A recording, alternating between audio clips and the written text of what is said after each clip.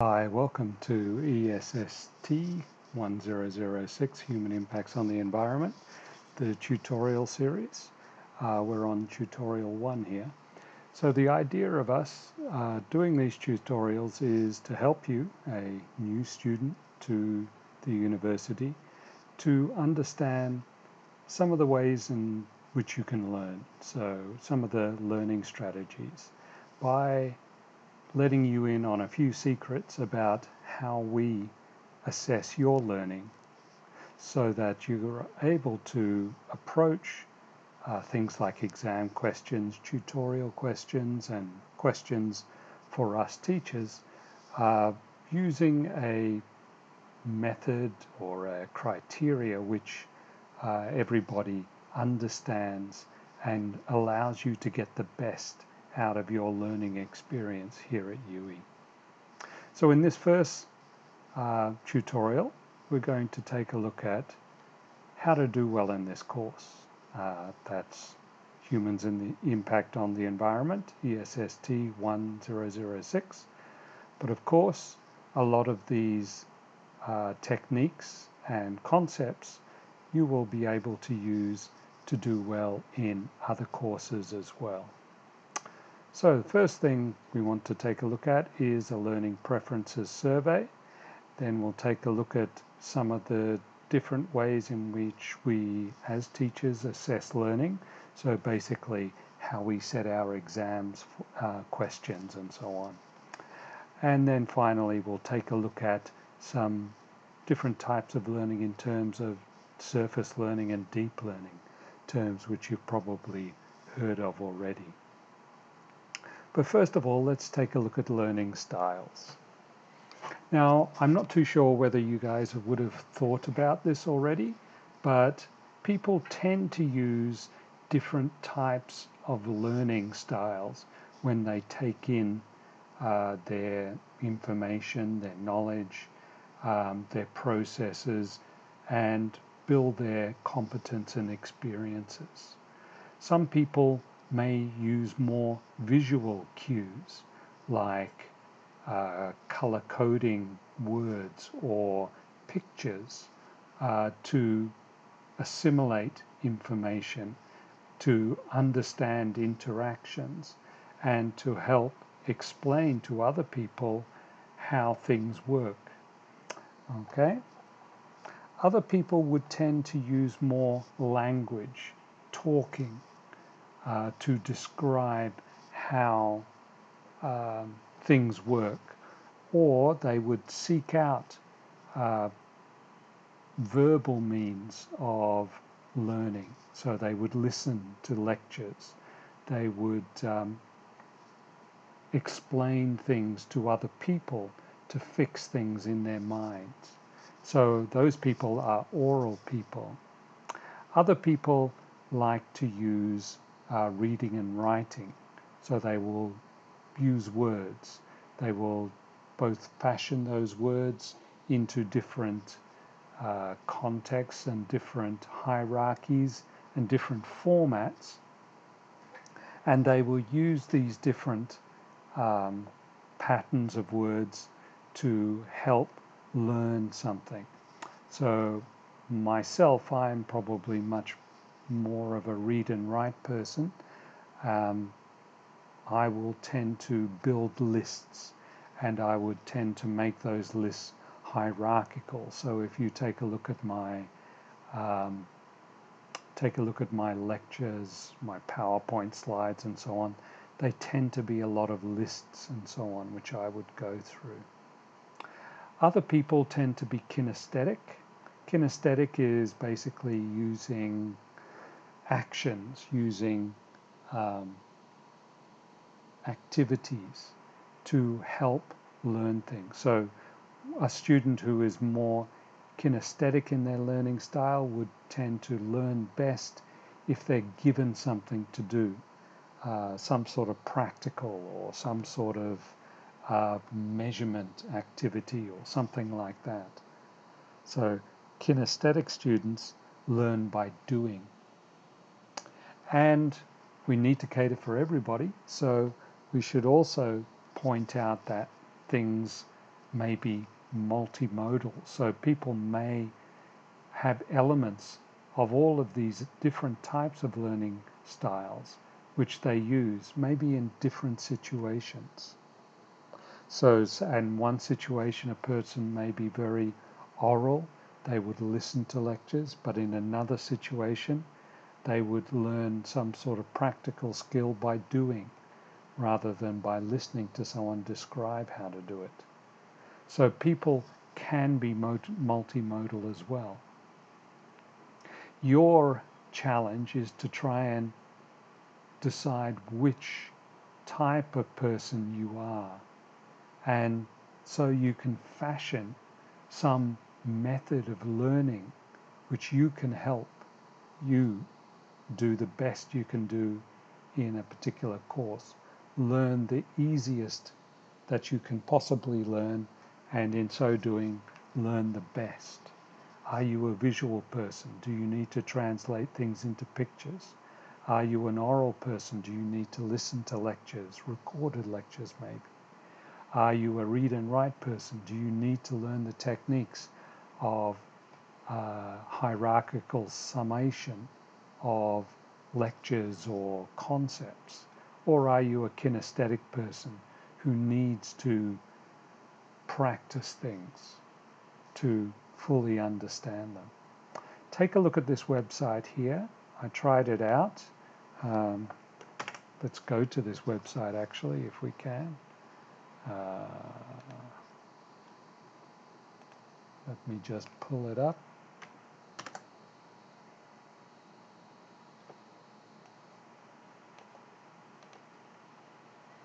There's the website. VARC. That's visual, oral, read, write, R instead of W, and K, kinesthetic. VARC, different terms or different strategies for learning. So take a look at some of these different strategies. But I also recommend that you take the questionnaire. When you do the questionnaire, you'll get an idea, all of these questions, you'll get an idea on what sort of learner you are. And then maybe you can tailor your learning activities to try and best capture what the course is trying to teach you. I will try and use a variety of these different learning styles as we go through the course. That's why we have lectures, practicals, and tutorials. All right, let's move on now to Bloom's learning outcomes. I know that some of you may know or have come across Bloom in the past. Bloom was an education worker. What's the term? Pedagogist. Somebody who researches teaching, somebody who researches learning, somebody who tries to understand how people are learning or what they are learning and so on. And in particular, Bloom concentrated on assessments of what people have learnt. So he looked at learning and he tried to rank how you assess a student's learning based on what sort of questions you ask. So in effect, what Bloom was doing was categorizing questions. And this is something which is very important for assessment of students. We need to know whether people have taken on something in a deep learning sort of way or much more in a surface learning sort of way. And we'll talk about deep learning and surface learning in a minute. Deep learning tends to be more reflected by understanding what a question is when it tries to get you to make links between different facts and to relate those facts which you've learnt about to the rest of your knowledge base. So Bloom has a classification system of different types of learning and the questions which are asked to determine whether you've learnt that subject to a particular level. So we would have, well, we can go through each of them, but we have the different types of questions. A question which would test knowledge, a question which would test comprehension, a question which would assess application, one which would assess analysis, ability to analyze around that knowledge, one which would test your ability to synthesize based on that knowledge, and finally, evaluation. Now, these are actually a hierarchical classification. Knowledge tends to be the most tested part of learning. The questions that we ask, in other words, tend to be based largely around knowledge. However, things like analysis and synthesis, which requires you to ask more deeply about the knowledge which you've learnt and try and explain why something is so, can be grouped together as critical thinking. These are known as the higher order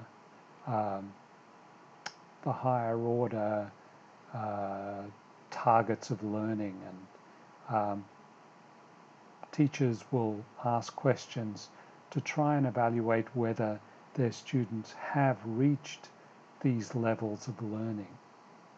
And we'll take a look at some of the different types of questions and how you can recognize them. Just a word. When we write our exam questions and so on, we would look at them and we would classify them, okay, amongst a meeting of teachers. And so we would say, okay, that's a knowledge question, that's a analysis question, that's a synthesis question, with the idea being that we will try and ask some knowledge questions, some comprehension questions, but we will also try and ask some analysis, synthesis, and evaluation questions. The students who can get these higher order questions are the ones who will get the really good marks in a course. Okay? All right, so knowledge questions, essentially the lowest level of questions, and just requires students to recall information. As I said, this tends to be the type of question that we ask mostly in a course, and it's the type of questions that students tend to like the most as well. So it just requires students to recall information. So for instance, define the term Anthropocene, and we would expect you to describe what Anthropocene means. We wouldn't ask you how the Anthropocene has come about or anything like that, just what is, define the term Anthropocene. Knowledge would also be, when did the Anthropocene start? And that would be purely a year, and we wouldn't say why the Anthropocene started. Okay? We would also say, what is the name of the geological era immediately preceding the Anthropocene? And that again is a knowledge question. You either know it or you don't, and you can give the name or you can't. Okay? You may get half marks for describing it, but if you don't give the name, you don't get your full marks. So knowledge questions are ones which test just simple knowledge, and that is the stuff that you can get by cramming the night before the exam or surface learning an exam. Okay? Because a lot of questions are knowledge questions, quite often that means you can pass the exam with knowledge. but it's seldom that you will do well just by surface learning knowledge questions before the exam. Next level up would be comprehension. Ideas must be organized into categories. So we would ask questions which would ask students to combine data together. So what are the characteristics of the Anthropocene? So before we asked, define the Anthropocene, this time we're asking, what are the characteristics of the Anthropocene? So this is the time when humans are impacting on their environment like never before. So humans have a big impact on their environment. What changes have occurred during the Anthropocene in the atmosphere, the biosphere, and the hydrosphere? Okay, so you would need to know what the Anthropocene is, and you would need to know how the Anthropocene has, the atmosphere in the Anthropocene has changed from prior to the Anthropocene to during the Anthropocene.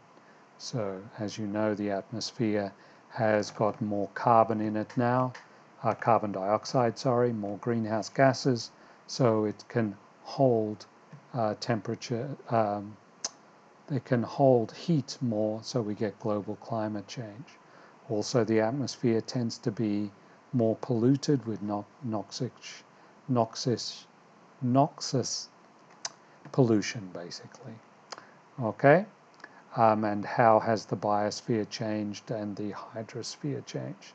So this is comprehensive. So it's a higher order of learning, and it's where you must know more than one thing, and those things can be used to classify types of knowledge. Okay.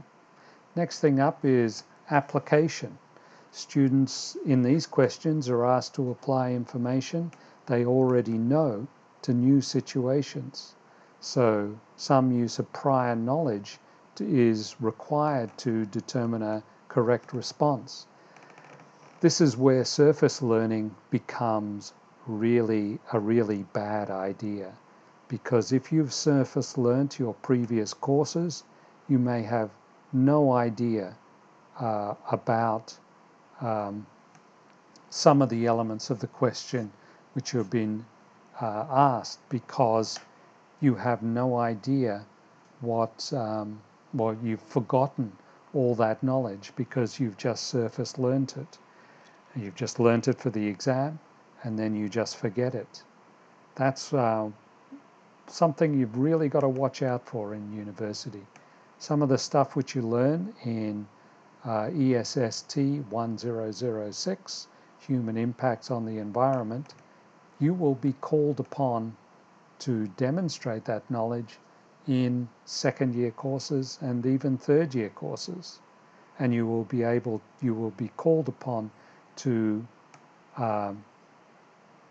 understand human impacts on the environment in the context of, say, I don't know, pollution of freshwater environments, or measurement of pollution in atmospheric ecosystems. Okay, so you would need to understand why we are doing that based on what you have learnt before. So some of the sorts of questions that we would ask, which would require some sort of application: predict what might be some of the environmental problems if current trends in carbon dioxide emissions continue for the next 50 years. Okay, so this is a question which is asking about changes in the atmosphere, because we're looking at carbon dioxide emissions. So carbon dioxide is being emitted from somewhere, and it's going somewhere. Now we know that carbon dioxide is being emitted by fossil fuel being burnt, and we know that carbon dioxide is being emitted into the atmosphere. So with that background knowledge, we can answer this question now. But if you didn't have that background knowledge that carbon dioxide is being emitted from something and it's going into something else, you would have no idea that we're talking about global climate change and the heating up of the atmosphere. Okay? So those sorts of things you will learn in different courses, and you need to internalize them. You need to remember them. So you will be able to answer questions in subsequent courses. So moving on now into some of the higher level questions. One of the higher level questions asks students to break things down into their component parts. This is the analysis. Okay, so for instance, identify the main human activities that contribute to eutrophication of surface waters. So first of all, we need to know what eutrophication of surface waters is. So we'll need some sort of application there. From previous work, you probably know that eutrophication is the pollution of surface waters by extreme biological enrichment. In other words, we have too many, usually plants, but also animals, it could be as well, in these surface waters, and that excess of plants and animals causes pollution and degradation of that environment through things like when they die, they decompose and they cause loss of oxygen in that waters, which will cause the death of all the other living organisms in those waters. So we need to try and understand what human activities cause this eutrophication. And some of these things would be, okay, so what human activities cause eutrophication? Well, eutrophication is usually caused by increases in resources, mainly nutrients in the surface waters. Human activities which increase those nutrients would be things like over-application of fertilizers on agricultural crops, so that those fertilizers run off into the surface waters and cause algae and other microorganisms or macroorganisms to grow rapidly and completely dominate the ecosystem, and when they die, they cause the oxygen depletion effects.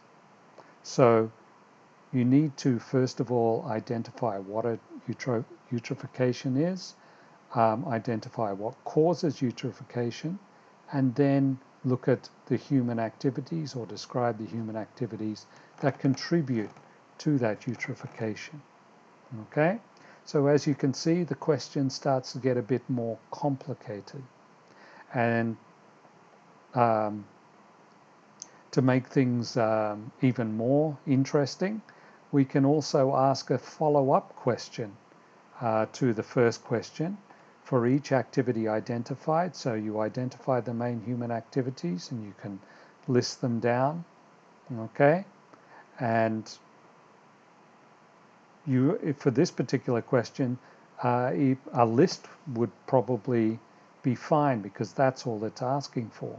But this follow-up question then asks you to delve deeper into each activity and show how it does affect organism and results in eutrophication. So for instance, if the activity identified is over-fertilization, you can say, okay, over-fertilization causes runoff nutrients into surface waters, causes blooms of algae, which would then die and cause deoxification or remove all the oxygen from those surface waters, which would cause ecosystem degradation in that all the other living organisms would die as well because they would suffocate. Okay? So, in this analysis question, we are asked to list the human activities based on eutrophication, and then the follow-up question would be follow through for each of the activity, and it may not just be one activity, so over-fertilization or clearing of forests, which cause mass erosion, which causes all soil to be washed into surface waters, maybe another human activity, and so on. Okay? The next higher order question would be a synthesis question. And this is to challenge engagement in creative and original thinking. So the idea is that you would come up with something which is outside of the box, something which you have not been taught, but you can justify it based on what you have been taught in the course. So a question like, if you were an ecosystem manager, what corrective actions would you take to mitigate non-point sources of eutrophication? Now, there's elements there of analysis because you need to understand eutrophication, what eutrophication is. You need to understand what non-point sources of eutrophication are, what non-point sources of pollution are, which causes eutrophication. And for the purposes of this question, non-point sources are things like fertilizing across larger areas. Okay, so a land use practice rather than a practice at a particular point in a ecosystem or watershed. And you need to think of things that you could suggest as an ecosystem manager that you could do to mitigate these non-point sources of eutrophication. So if it's over-fertilization, how as an ecosystem manager can you stop that over-fertilization? Could it be education of farmers that you don't need to spend so much money on fertilizer? Or could it be, for instance, taking the watercourses and planting forests on either side of the watercourses, so overland water flow doesn't carry those nutrients, they get trapped by the terrestrial ecosystem and so on. So you come up with some sort of actions which you can use to mitigate or reduce the non-point sources of eutrophication. Okay, so this is a synthesis question.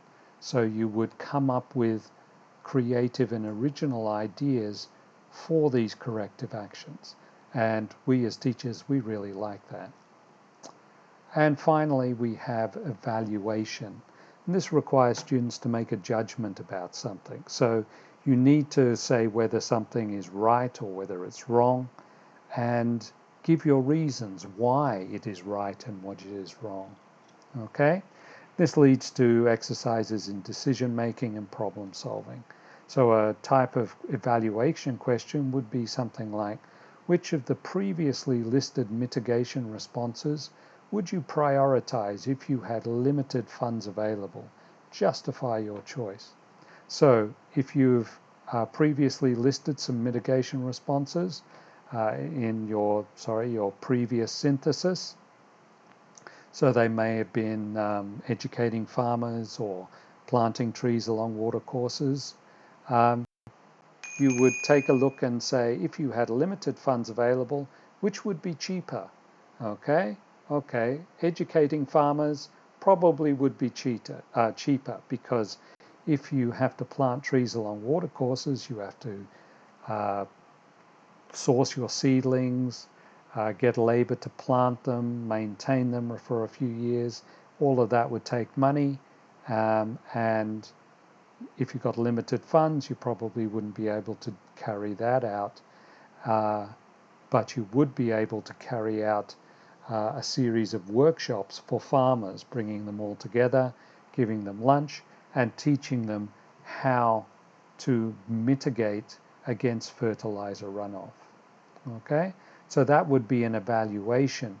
You would take a look at your list of mitigation responses and prioritize which ones based on some sort of evaluation, and in this case it would be based on which mitigation response is cheapest if you have limited funds available. All right, so those are the different questions that you will be asked, okay, from knowledge-based questions, just describing a particular term, through to comprehension-based questions, where you go one step deeper. What are some of the characteristics of the Anthropocene? So it's more than one thing. Its characteristics for particular parts of the environment, like the atmosphere, the biosphere, the hydrosphere. Okay, and you can classify those different characteristics into different categories. And then there's application, using prior knowledge, so that you can organize the information into a way in which you can solve a particular problem. Okay, so if you've got information that you already know, you know how to apply that. Analysis is application, but also looking at an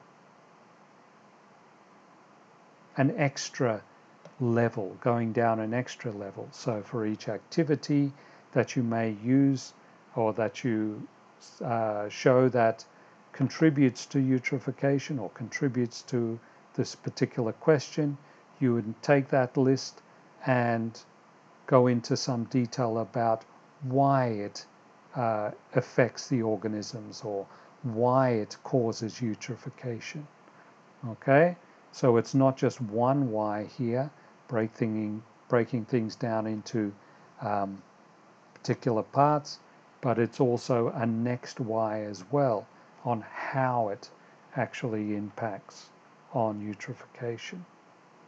And then synthesis, creative ideas, and evaluating, judging those ideas using some sort of criteria. Okay?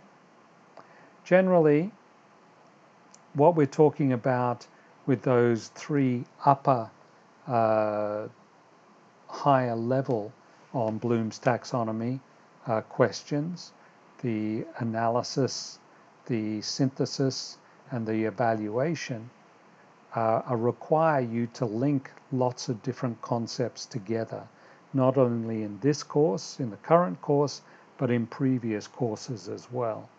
And that is, if you can answer that question correctly, that is evidence of deep learning. And that is really what we're striving for. We're certainly not striving for surface learning. As far as we're concerned, surface learning is something that you will do just to gain knowledge and maybe some rudimentary comprehension. Okay, so you would gain knowledge and rudimentary comprehension, but all of the higher levels of Bloom's taxonomy you would not have, because you haven't made those connections by sitting down and thinking about things. Okay? That is deep learning. We want you to learn things deeply, to try and understand how the knowledge that you're getting in this course fits into what you already know. Okay? If you can link, say, population growth that you learnt about theoretically to what you see around you in the outside world, that is evidence of deep learning. If you can link that population growth, so you look at Trinidad society and you see that most people would have 2, maybe 3 children. And if we contrast that with, say, a country in Africa like, say, Malawi, where each family has about 5, 6, 7 children, what will that tell you about population growth in Malawi and population growth in Trinidad? Okay?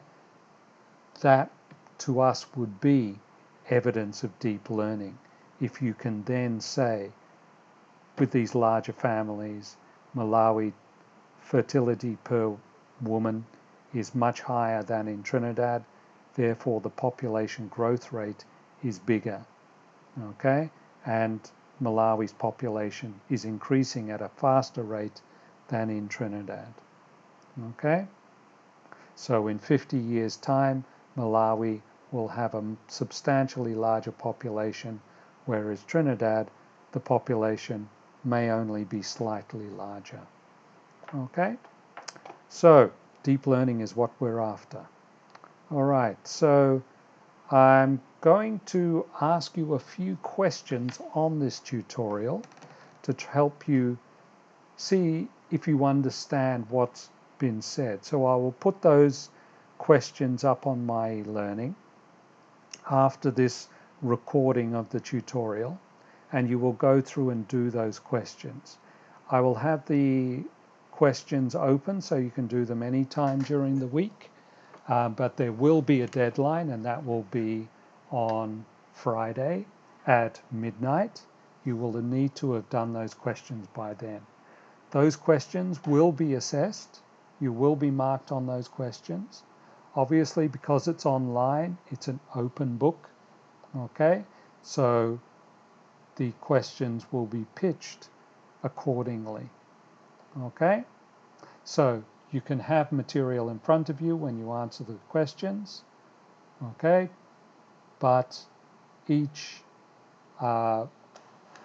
question will be designed, therefore, with that in mind, okay? Also, these tutorial questions are an individual effort, so everybody, please only use your own knowledge, okay? So please carry out these questions individually. All right, so thank you for listening in, and hopefully you have a good time with the questions and you get good marks. All right then, if you have any questions about the tutorials, feel free to ask me in the lectures and so on. Okay then, thanks a lot. Until next time, bye.